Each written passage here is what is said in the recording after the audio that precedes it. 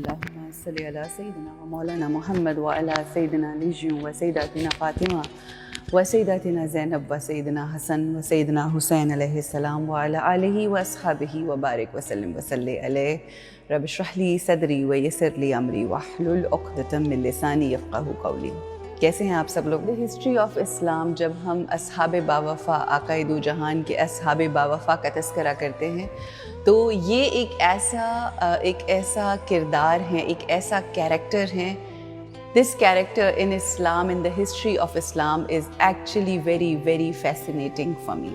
تو آج صبح جب میں اٹھی، صبح اٹھتے ہی جو میری گفتگو کا آغاز ہوا تو آئی ڈونٹ نو کہاں سے حضرت اویس کرنی کا ذکر ہوا، جو میں اپنے ہسبینڈ شراز سے کرنے لگی، اور پھر میں ساری گفتگو سب ان کے ساتھ ان کو بتا رہی تھی، ان کے حوالے سے، ان کی شخصیت کے حوالے سے اینڈ آل دیٹ. میں نے یہ سوچا کہ کیوں نہ آج ایک ایسی ہی تاریخی شخصیت، ان ہستیوں کا ہم تذکرہ کرتے ہیں جو محبوب خدا ہیں، جو حبیب کبریاں ہیں. ہم ذکر کرتے ہیں تمام ائمہ معصومین کا، اور ہم اس گھرانے کا ذکر کرتے ہیں اور ان کی جو خصوصیات ہیں ان کے بارے میں ہم جانتے ہیں.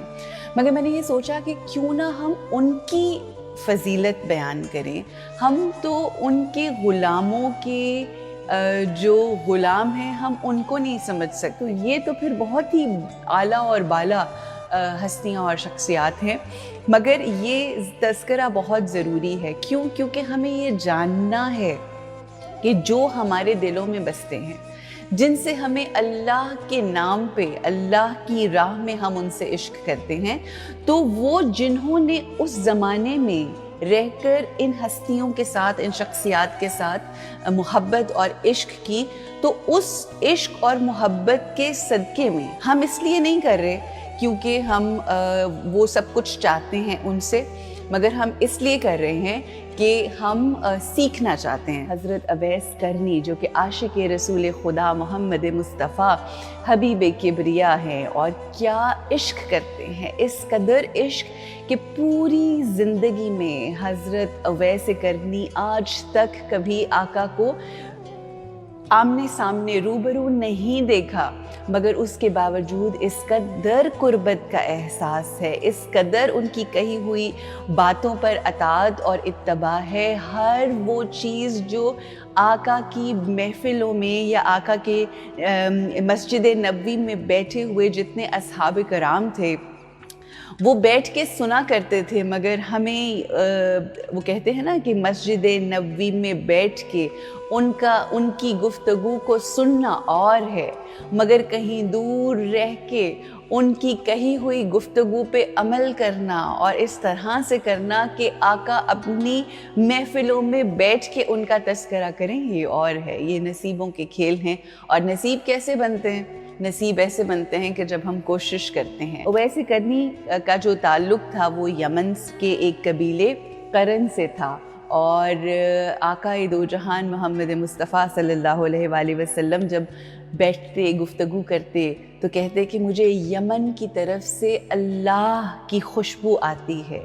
کین یو بلیو دیٹ کہ کوئی ایک ایسا صحابی، کوئی ایک ایسا شخص جو زندگی میں کبھی آپ کو نہیں ملا، مگر اس کی اطاعت، اس کی معرفت، اس کی مودت کا لیول ایسا ہو کہ آقا اس کو یاد کر کے کہیں کہ مجھے یمن سے اللہ کی خوشبو آتی ہے. پھر اس کے بعد آقا دو جہان محمد مصطفیٰ یہ فرمایا کرتے، اکثر یہ ان کی ایک حدیث پاک ہے، آپ ارشاد فرماتے کہ جب قیامت کا دن آئے گا، روز قیامت ہوگا، تو مجھے 70,000 فرشتوں کے جھرمٹ میں جنت میں لے جائے گا، اور وہ جو 70,000 فرشتے ہیں ان کی شکل جو ہے وہ مشابہ ہوگی حضرت اویس کرنی سے. اب آپ یہ سوچئے کہ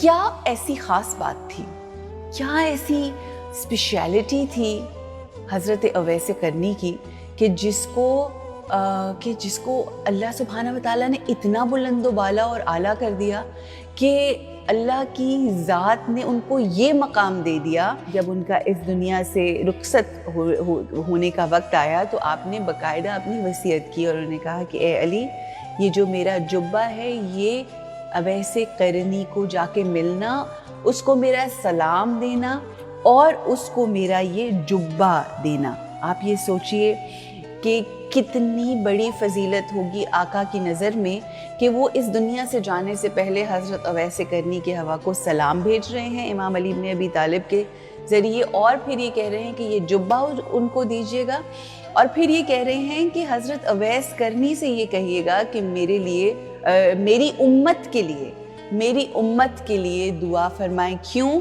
کیونکہ میری حضرت اویس کرنی کی ہوئی دعا جو ہے میری امت کے لیے مقبول ہوگی.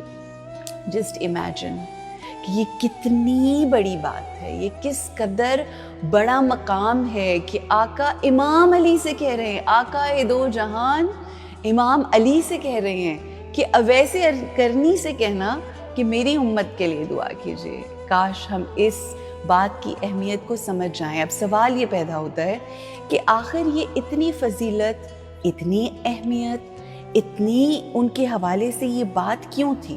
سب سے پہلی چیز اگر ہم سمجھ جائیں نا تو وہ ہے مخلصی. آج ہم مخلصی کو اگر جاننے لگیں تو یقین کیجئے اپنی ذات کے ساتھ مخلص نہیں ہیں ہم اپنے اعمال کے ساتھ مخلص نہیں ہیں, ہم اپنے عقائد اور اپنے ایمان کے ساتھ مخلص نہیں ہیں. ہم جو چیز کرتے ہیں وہ پنجابی میں کہتے ہیں ادھی پچدھی کرتے ہیں, آدھی کرتے ہیں اور آدھی نہیں کرتے. مگر جب ہم حضرت اویس کرنی کی اطاعت رسول دیکھتے ہیں, عشق رسول دیکھتے ہیں, اللہ سبحانہ و تعالیٰ قرآن میں یہ بات کہتا ہے کہ سب سے زیادہ محبت اگر کوئی کسی سے کرے, کوئی کرنا چاہتا ہے تو وہ میری ذات سے کرے, آقا دو جہان محمد مصطفیٰ.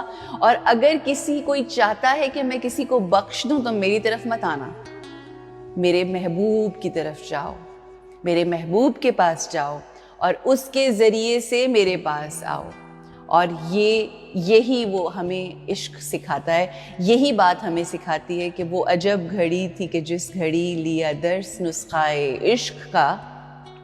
کئی دفعہ ہم کتابوں میں لاجکس ڈھونڈنے میں, دنیا کی باتوں کے اندر 1+1 2+2=4 میں لگے رہتے ہیں, تو وہ کہتے ہیں کہ وہ عجب گھڑی تھی کہ جس گھڑی لیا درس نسخہ عشق کا. دس آئی ڈیڈیکیٹ ٹو حضرت اویس کرنیز عشق, کہ وہ عجب کچھ لوگ ہوتے ہیں نا جو بے شک آقا کی بارگاہ میں بیٹھنے والے, ہمارے سر آنکھوں کے اوپر بہترین وہ ہستیاں, مگر اب آپ مقام تو دیکھیے نا کہ وہ جو آقا کے امام علی بن ابی طالب علیہ السلام سے کو بلند مقام ہے, آقا دو جہان محمد مصطفیٰ صلی اللہ علیہ وآلہ وسلم کے بعد اس کائنات میں اگر کوئی افضل ترین ہستی ہے تو وہ امام علی بن ابی طالب کی ہستی ہے.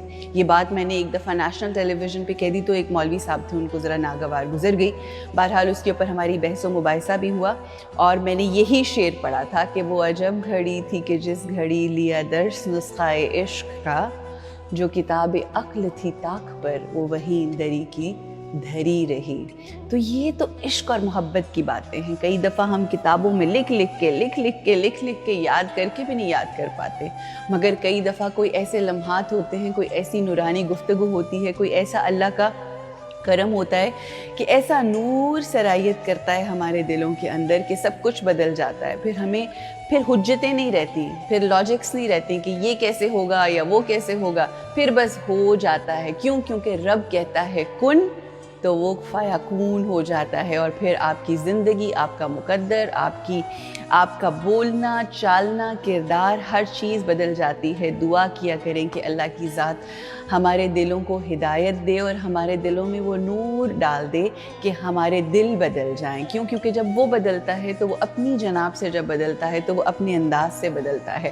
ہم اپنے انداز اور اپنی اوقات کے مطابق بدلتے ہیں. اللہ سبحانہ و تعالی ہمارے دلوں کو اس طرح سے بدل دے, ہمارے دلوں میں اس طرح سے عشق کے محمد و آل محمد رچ بس جائے کہ بالکل ہمیں آج دعا کرنی ہے. دعاؤں میں سوچا نہ کریں, جتنا جی چاہتا ہے بڑھ بڑھ کے مانگا کریں. تو میں مانگتی ہوں اے اللہ مجھے آج کے اس دور کا اویس کرنی جیسا عشق عطا فرما دے. اور جب ہم اس سے مانگتے ہیں تو وہ دیتا ہے. وہ تو کہہ رہا ہے رمضان کے مہینوں میں مانگو تو گاڑیاں, گھر, پیسہ, بینک بیلنس, دولت مانگنے سے بہتر کیوں نہیں کہ ہم اس عشق کو مانگیں جو ہمارا اس دنیا میں بھی کام آئے گا اور اگلی دنیا اور اگلے معاملات میں بھی کام آئے گا, اور جو مانگیں گے اس یقین کے ساتھ مانگیں کہ وہ ملے گا. یہ دنیا, یہ گاڑی شاڑی, یہ دولت شولت, یہ تو ویسے ہی مل جاتی ہے, یہ تو ویسے ہی انسان کو آپ کی زندگی میں آ جاتی ہے. بٹ یہ جو عشق ہے نا, یہ اس کے ہم منگتے ہیں, ہم اس کے فقیر ہیں. اللہ ایسا عشق ڈال دے جو ہمارے کرداروں کو بدلنے کا باعث ہو جائے. تو آپ یہ دیکھیے کہ کیا ایسی خاص بات تھی اس ایسی شخصیت میں جو کہ صحابی بھی نہیں تھے, مگر اس کے باوجود آقا نے ایسا مقام دیا کہ امام علی جو آقا کے بعد افضل ترین انسان ہیں, ان سے یہ کہہ رہے ہیں کہ جب جانا تو اس سے کہنا کہ میری امت کے لیے دعا کرے. کیوں ان کی دعائیں قبول ہوتی تھیں؟ باتیں چھوٹی چھوٹی ہوتی ہیں, باتیں معمولی لگتی ہیں, مگر ان معمولی باتوں ہی میں تو جو حقیقت ہوتی ہے, جو اصل ہوتا ہے, وہ سمجھنے والی بات ہے. یہاں پر میں بالکل ذکر کرنا چاہوں گی اس مودت, اس محبت کا, اس اطاعت کا جو حضرت اویس کرنی نے کی. کیونکہ جیسا کہ میں نے کہا نا کہ ان کی صحبت میں بیٹھ کے گفتگو سننا اور تھا. ایک دفعہ بلکہ جو گفتگو آقا فرمایا کرتے تھے, وہ الفاظ جب حضرت اویس کرنی تک پہنچتے تھے تو وہ اس طرح سے اس کی پیروی کرتے تھے, اس طرح سے اپنی زندگی میں شامل کرتے تھے. آقا سے انہوں نے سنا, لوگوں سے سنا کہ آقا فرماتے ہیں کہ ماؤں کی خدمت کرنا, ماں کی خدمت کرنا اور اس سے محبت کرنا بہت ضروری ہے, بہت ضروری ہے. تو اس قدر خدمت کرتے تھے کہ جو کچھ کماتے تھے اپنی ماں کے پاؤں میں رکھتے تھے, اور اس کے بعد جو کچھ بچ جاتا تھا وہ غریبوں میں بانٹ دیا کرتے تھے.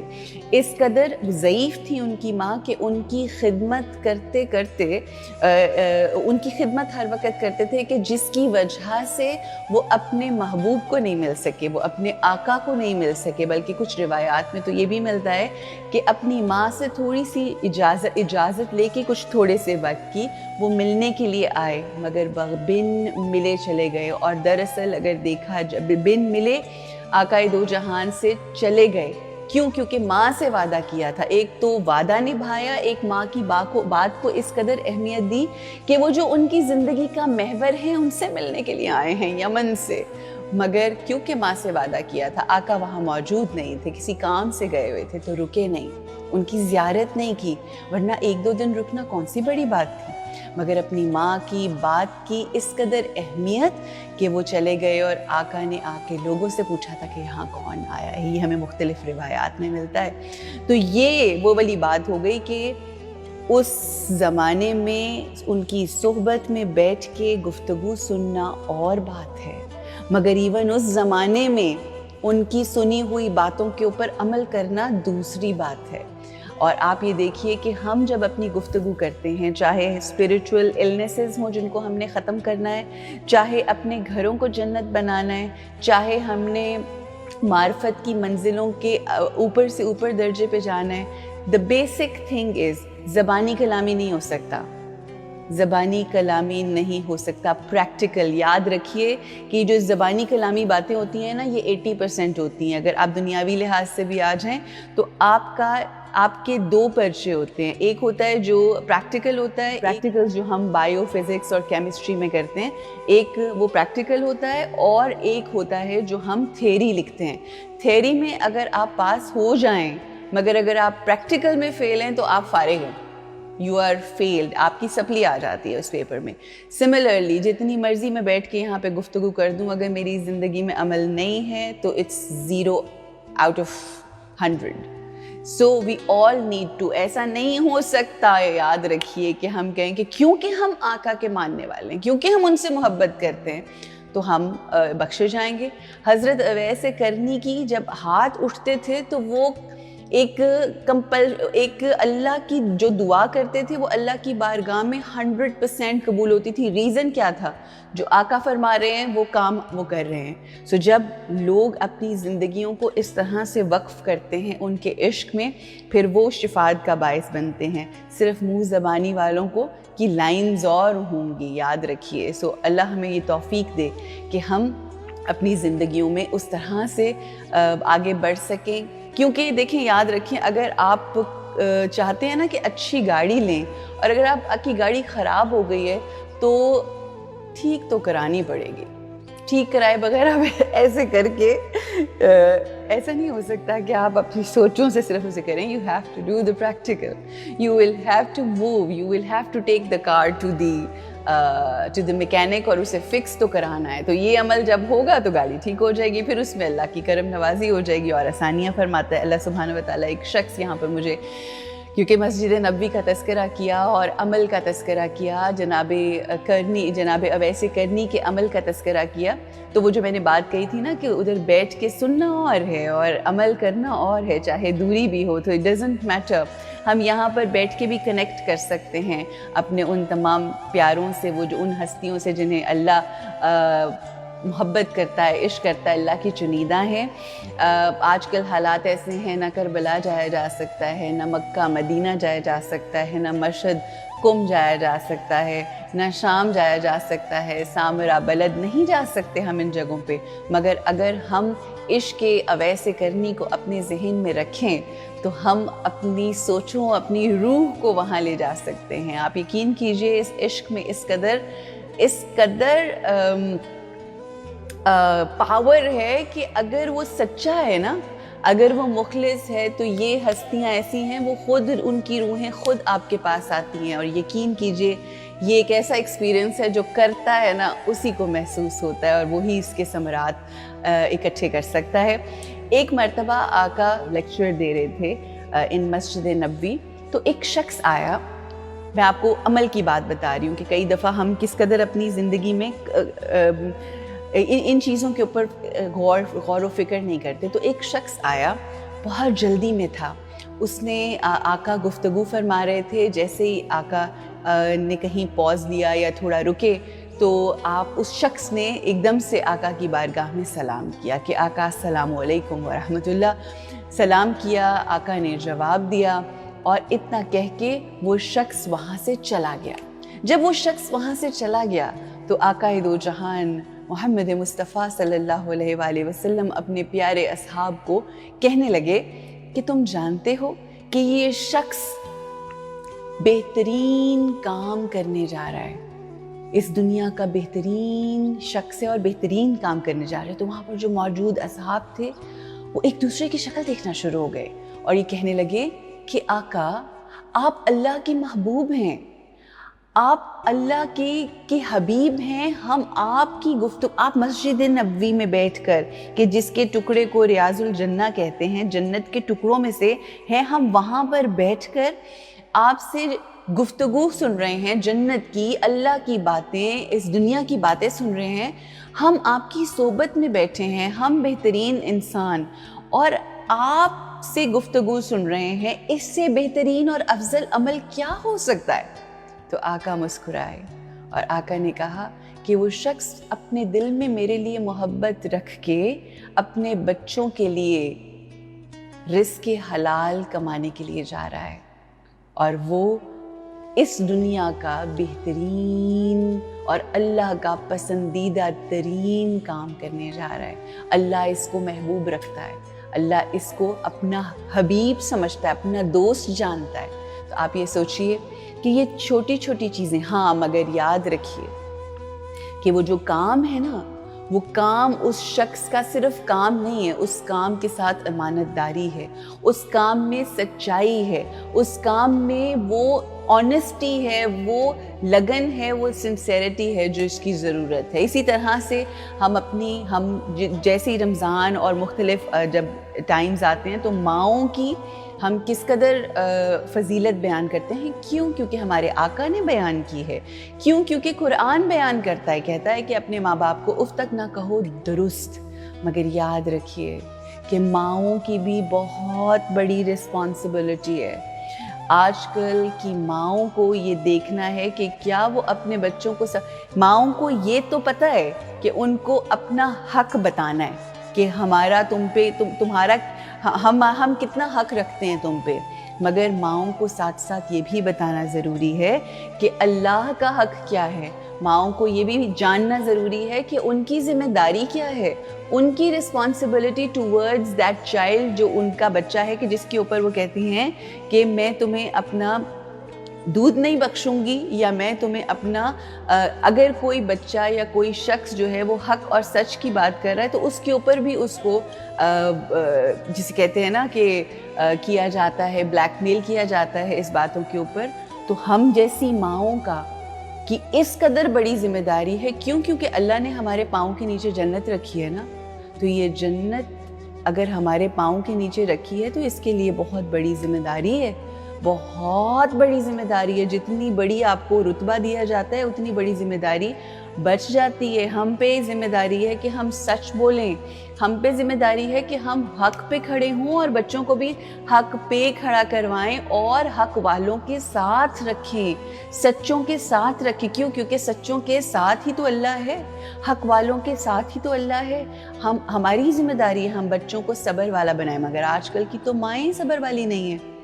تو اب سوال یہ پیدا ہوتا ہے کہ جو ماں سچ نہیں بول رہی، جو ماں حق کی تعلیم نہیں دے رہی، جو ماں حق پہ کھڑا ہونے نہیں بتا رہی، کیا اس ماں کے بھی پاؤں کے نیچے جنت ہے؟ دس از اے کویسچن، اس کے اوپر ہم پورا شو کریں گے انشاءاللہ۔ As a mother it's my responsibility کہ میری بیٹی کیا کر رہی ہے، مجھے اس کو صحیح راستے پر چلانے کی پوری کوشش کرنی چاہیے۔ آگے سے وہ کیا کرتی ہے یہ وہ اور اس کا نصیب ہے، بٹ ماؤں کی بہت پکڑ ہے، جہاں ہمیں یہ بتایا جاتا ہے کہ ماؤں کا ہر لحاظ سے سننا ضروری ہے، وہاں پر ہمیں یہ بھی جاننا بحیثیت ماں ضروری ہے، مجھے، میرے لیے اور جتنی مائیں دیکھ رہی ہیں، کہ اگر ہم نے صحیح ٹریننگ بچوں کی نہ کی تو بچوں سے زیادہ ہماری پکڑ ہوگی۔ اللہ سبحانہ و تعالیٰ ہمیں اچھا بچہ بنائے اور ہمارے دلوں میں اپنی ایسی مائیں جو ہمیں حق پہ کھڑا کرتی ہیں، جو سچ پہ کھڑا کرتی ہیں۔ یاد رکھیے جب ہم پاسٹ ہسٹری کی بھی بات کرتے ہیں نا تو وہ بھی مائیں ہی تھیں جن کے بیٹے نے امام حسین علیہ السلام کی قدر و قیمت نہ جانی اور ان کے چہرے کے ساتھ چھڑی کے ساتھ نعوذ باللہ جو کچھ کیا، وہ بھی ماؤں کی ہی ٹریننگ تھی۔ اور دوسری طرف حق کے لیے کس طرح سے جناب علی اصغر جیسے معصوم بچہ، کس طرح سے یہ بھی ماں کی ٹریننگ ہے، یہ بھی اس ماں کا کردار ہے۔ تو اللہ سبحانہ و تعالیٰ ہمیں ایسی ماں بنائے، ایسی مائیں نہ بنائے کہ جن کا جنت کے ساتھ کوئی تعلق نہیں۔ اللہ ہمیں ایسی ماں بنائے، اللہ ہمیں ایسی ماؤں میں رکھے کہ در حقیقت وہ حقدار ہو اپنے پاؤں تلے جنت کی۔ I know these are hardcore things, we don't talk about that, but they are the truthful facts. So اللہ کی ذات ہم لوگوں کو آسانی عطا فرمائے۔ میں آپ کو یہ ضرور بتانا چاہوں گی کہ ایک واقعہ ہے جو حضرت اویس کرنی کا ہے، اور وہ واقعہ کچھ اس طرح سے ہے۔ ایک مرتبہ حضرت اویس کرنی 3 دن کے لیے اپنے گھر میں موجود تھے، اور گھر سے جب نکلے بہت بھوک لگی ہوئی تھی، 3 دن تک کچھ نہیں کھایا۔ جب گھر سے نکلے تو انہوں نے کیا دیکھا، کردار حضرت اویس کرنی۔ نکلے تو گھر کے باہر ایک سونے کا سکہ پڑا ہوا تھا، انہوں نے یہ سوچا کہ یہ پتہ نہیں کس کا ہے، کوئی آ کے پھر جس کا بھی گرا ہے وہ آ کے لے جائے، میں نہیں اٹھاؤں گا۔ تھوڑا سا آگے گئے، 3 دن سے کھانا کچھ نہیں کھایا ہوا، آگے بڑھتے ہیں کچھ تلاش میں کھانے کی۔ تو ایک جنگل کی طرف جاتے ہیں، وہاں پر دیکھتے ہیں کہ کچھ نہیں، سوچا کہ میں یہاں کے پتے یا کوئی اس طرح کی کوئی چیز کھا کے اپنا گزارا کروں گا۔ کیا دیکھتے ہیں، دیکھیں اللہ والوں کے لیے اللہ ہی کیا انتظام کرتا ہے کہ جب آپ چھوڑ دیں وہ سب کچھ جو سامنے نظر آ رہا ہے اور یہ سمجھیں کہ یہ ہمارا حق نہیں ہے، یہ پتہ نہیں کس کا ہے۔ تو ایک ہرنی کو دیکھا کہ ایک ہرنی جو ہے وہ بھاگتی ہوئی آئی اور اس کے منہ میں ایک روٹی تھی، اور وہ روٹی لا کے اس نے خدمت حضرت اویس کرنی میں دی، اور پھر حضرت اویس کرنی نے وہ روٹی کھائی۔ میں آخر میں آپ کے ساتھ ایک نصیحت جو حضرت اویس کرنی نے ایک اللہ کے بندے عبد صالح کو کی، وہ میں آپ کے ساتھ ضرور شیئر کروں گی۔ آپ فرماتے ہیں کہ جب سونے لگو تو موت کو اپنے سرہانے کے نیچے خیال کرو۔ اگر یہ چیز ہم سوچ لیں، یقین کیجئے ہماری انتظار موت میں نہیں رہنا، مگر اس کو محسوس کرنا ہے کہ کسی بھی وقت آ سکتی ہے، کسی بھی وقت یہ ہمارا مہمان بن سکتی ہے، کسی بھی وقت یہ ہمارا جو نفس ہے اس موت کا مزہ چکھ سکتا ہے، جس طرح سے ہم پانی کا مزہ چکھتے ہیں، کھانے کا مزہ چکھتے ہیں، تو کسی بھی وقت ایسا ہو سکتا ہے۔ تو کہتے ہیں کہ جب سونے لگو تو موت کو اپنے سرہانے کے نیچے خیال کرو، اور جب اٹھو تو موت کو سامنے کھڑا پاؤ۔ جب اس طرح سے زندگی گزرے گی تو پھر بہترین زندگی گزرے گی۔ حضرت آگے فرماتے ہیں کہ حضرت آدم، حضرت حوا، حضرت نوح، حضرت ابراہیم، حضرت موسیٰ، حضرت داؤد اور میرے آقا دو جہان محمد مصطفیٰ، جن سے مجھے عشق اور جن سے مجھے محبت اور میرے دل میں مودت تھی، انہوں نے میرے آقا بھی اس موت کی وجہ سے اس دنیا فانی سے چلے گئے۔ یہ اگر چیز ہم اپنی زندگی میں رکھیں، موت کو اگر یاد رکھیں تو یقین کیجئے کہ زندگی بڑی آسان ہو جائے۔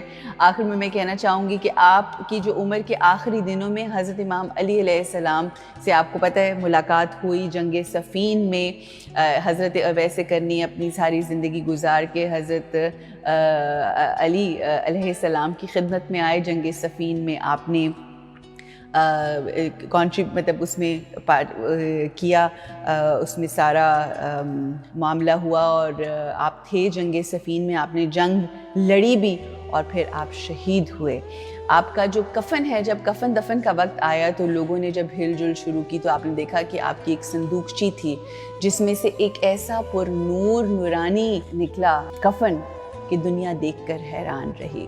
تو جب اس دنیا میں، اس زندگی میں، آقا کی محبت میں، آقا کے عشق میں اپنا تن من دھن، اپنی ہر چیز وار کے، اپنا وقت، اپنا پیسہ، ہر چیز وار کے جب آپ زندگی گزارتے ہیں تو اللہ سبحانہ و تعالیٰ اسی طرح سے فرشتوں کو بھیجتا ہے آپ کو لینے کے لیے، اور آپ کی شخصیت کو ایسا نورانی کر دیتا ہے، اور پھر اللہ کی طرف سے سلام بھی آتے ہیں، پھر اللہ کی طرف سے، پھر اللہ کے محبوب کی طرف سے سلام آپ کو آتے ہیں۔ اور کس طرح سے یہ کہا جاتا ہے کہ حضرت اویس، جب آپ بہت کسی مشکل میں ہوں، بہت پریشانی میں ہوں، تو حضرت اویس کرنی کا بھی وسیلہ دے کر اور دعا کیا کریں کہ ان کی عشق اور محبت اور مودت کے صدقے میں اللہ ہمارے دلوں میں وہ عشق ڈال دے اور ہماری مشکلوں کو آسان کرے، کیونکہ یہ آقا دو جہان محمد مصطفیٰ کا فرمان ہے کہ اویس کرنی بہت سے لوگوں کی شفاعت کا باعث بنے گا۔ آپ دیکھیے کہ جب اس دنیا کے لوگ، خاکی لوگ بھی جب ان سے محبت کرتے ہیں تو کیا نور اللہ سبحانہ و تعالیٰ ان کی طرف بھیج دیتا ہے۔ اللہ سبحانہ و تعالیٰ ہمیں بہترین عمل کرنے کی توفیق عطا فرمائے، اپنی ماؤں کی قدر اور ان کی زندگی میں ان کی قدر و قیمت جانتے ہوئے ان کی خدمت کرنے کی توفیق عطا فرمائے۔ بحیثیت ماں، آج ہر ماں بھی اپنے سے یہ سوال کرے، ہر ماں کو یہ توفیق دے کہ وہ بہترین طریقے سے حضرت اویس کرنی کی جس طرح تربیت ہوئی، ہمیں اس طرح سے اپنے بچوں کی تربیت کرنے کی توفیق عطا فرمائے، جو صرف اپنے حق کے بارے میں نہیں بلکہ ساتھ ہی ساتھ جو حق ہے وہ ادا کرنے کی توفیق عطا فرمائے۔ ہماری ماؤں کو یہ توفیق عطا فرمائے کہ وہ حق والوں کے ساتھ کھڑی ہونے والی ہوں اور ہمیں حق والوں کے ساتھ کھڑا کرنے والوں میں رکھے۔ اللہ ہمیں وہ عشق عطا فرمائے، وہ ذرا سی رمق بھی اگر ہم لوگوں میں آ گئی جو حضرت اویس کرنی کی زندگی میں تھی تو اللہ سبحانہ و تعالیٰ یقیناً ہمیں وہ نور اور وہ ہماری زندگی میں آسانی بخشے گا۔ اللہ آپ کو اور مجھے عشق محمد مصطفیٰ میں مسرور رکھے اور ہمارے دلوں کو پر نور رکھے۔ پر محمد و آل محمد صلوات، اور اپنا بہت خیال رکھیے۔ السلام علیکم۔